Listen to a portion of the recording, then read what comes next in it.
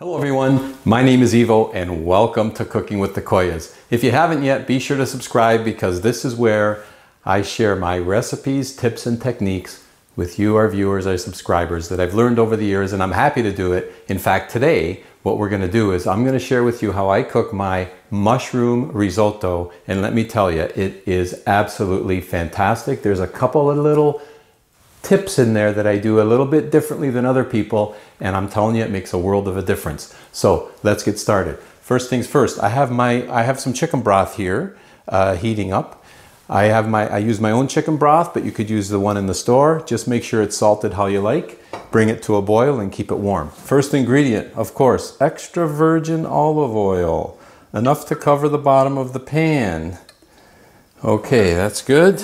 To the olive oil, we're going to add about a good tablespoon of butter because mushrooms love butter and so does risotto.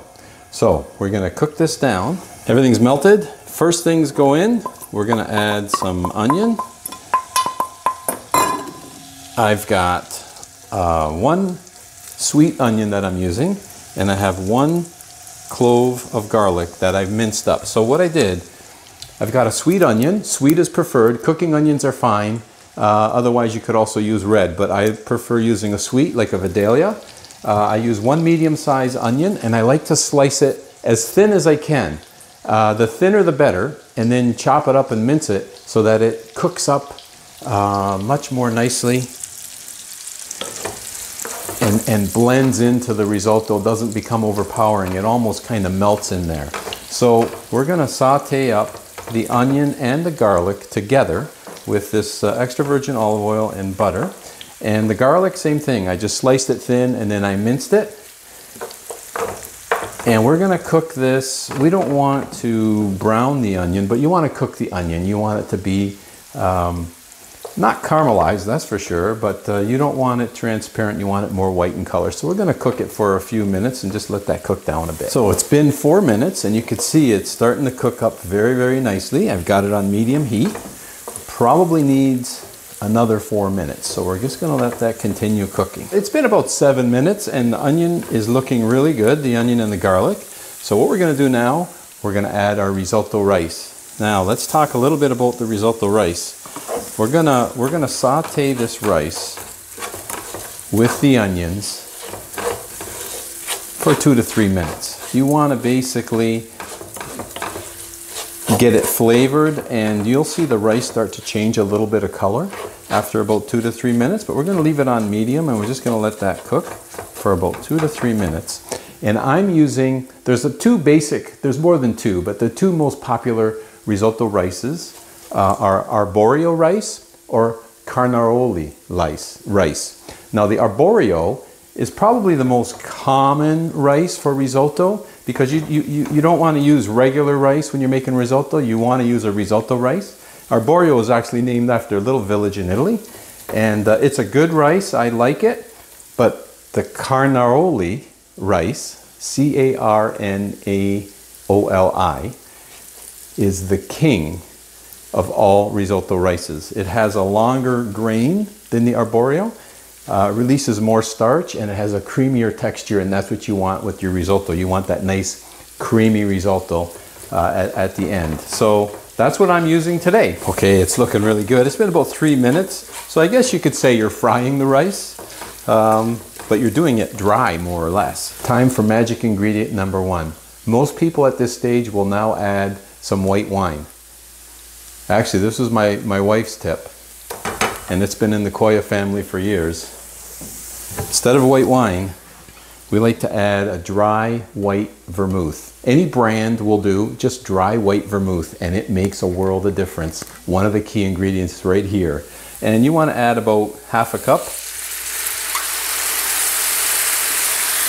Okay, so to 1 cup of your risotto rice, you add about 1/2 cup of vermouth.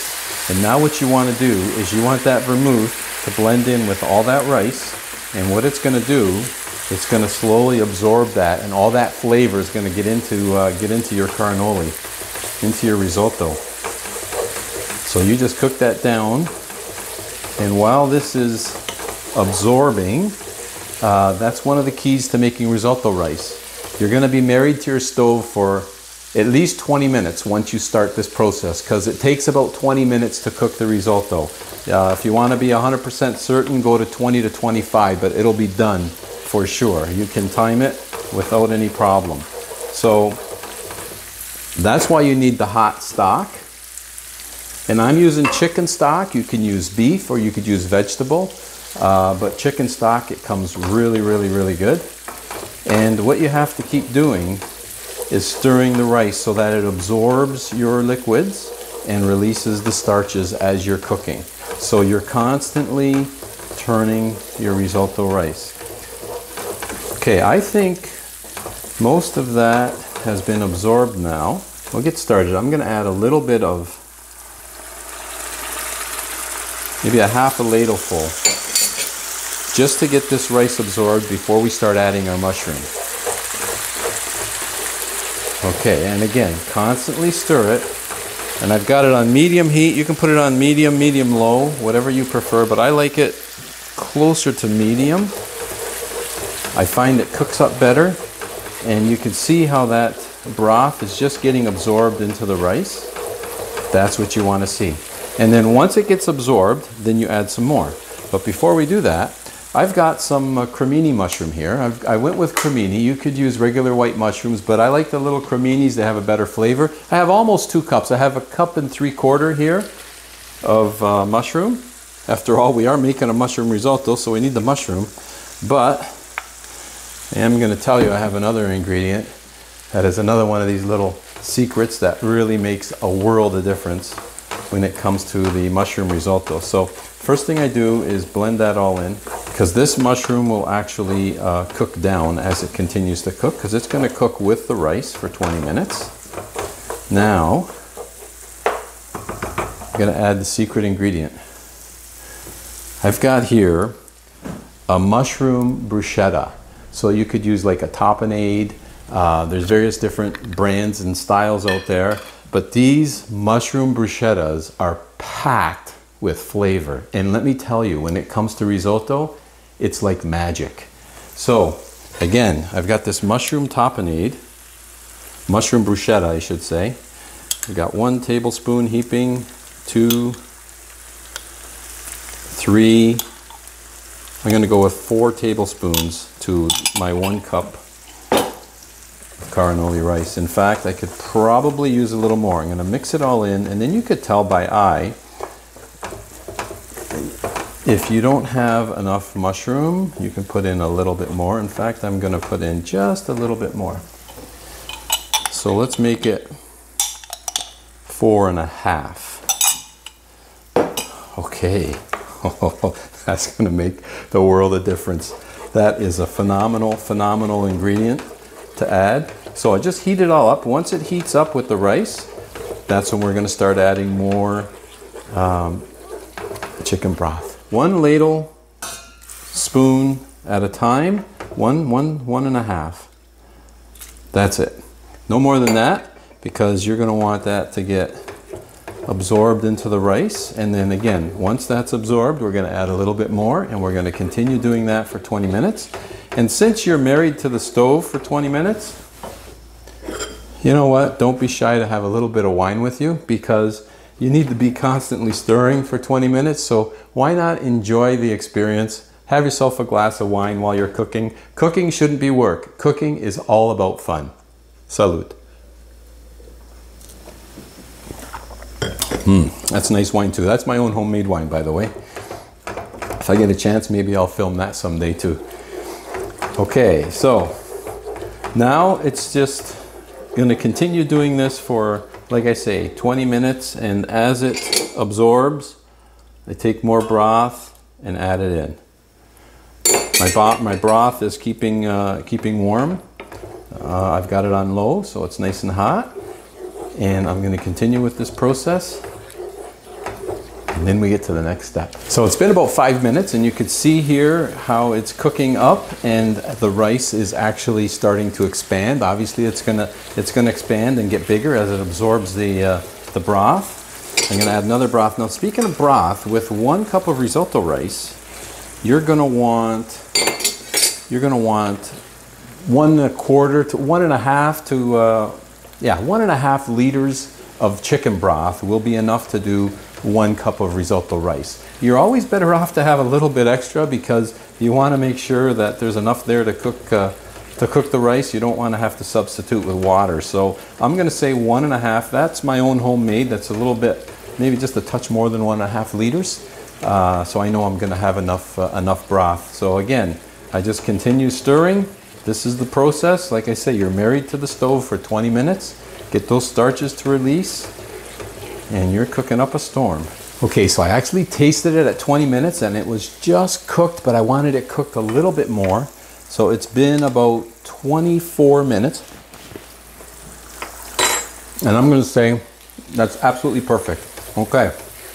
So now what we want to do, to wrap this all up, we're going to add about 2 tablespoons of butter.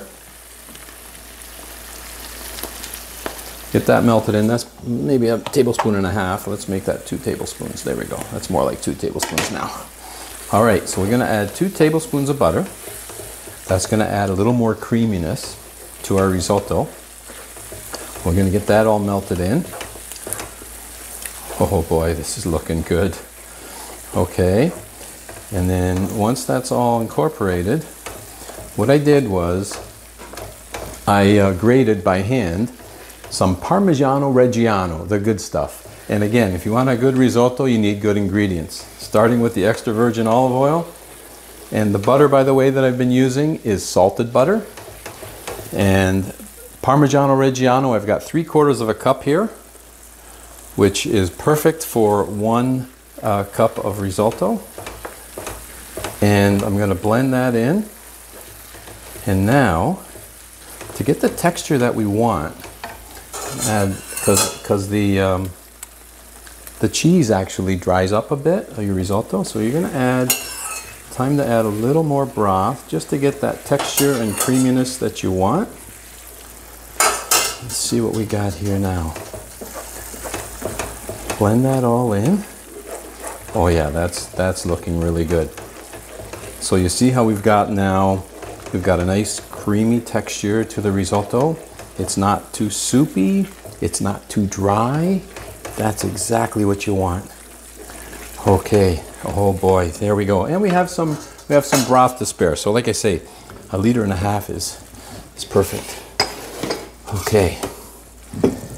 Now risotto likes to be eaten hot. So after you've cooked it, you should serve it right away. And I'm going to serve it, and my wife and I are going to enjoy a beautiful risotto dinner for 2. Look at this. Oh my goodness.